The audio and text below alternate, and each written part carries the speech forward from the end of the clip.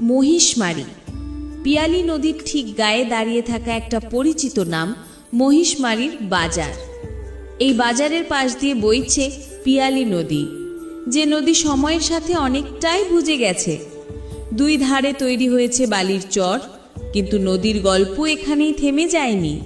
আজও নদীর ওই পাড় থেকে লোকজন আসে দড়ি টানা নৌকায় করে। নীরব জলে টান পড়ে দড়িপে, নৌকা এগিয়ে আসে ধীরে ধীরে। এটা শুধু পারাপার নয়, এটা বহু বছরের অভ্যাস। বিকেল নামতেই বদলে যায় নদীর চর।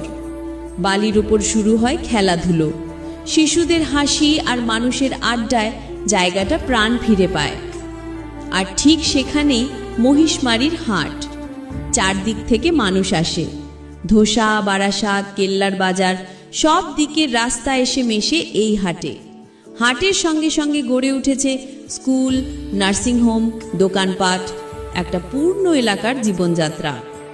চারপাশে নদী, চর, খোলা আকাশ আর বাজারের ভিড়, সব মিলিয়ে মহিষমারি এমন একটা জায়গা যেখানে প্রকৃতি আর মানুষের জীবন একসাথে বয়ে চলে। এমন জায়গা একবার দেখলে চোখ সরানো সত্যিই কঠিন। এরকম বাস্তব মাটির কাছাকাছি ভিডিও পেতে ফলো করুন MR গ্রিন ইন্ডিয়া টিভি।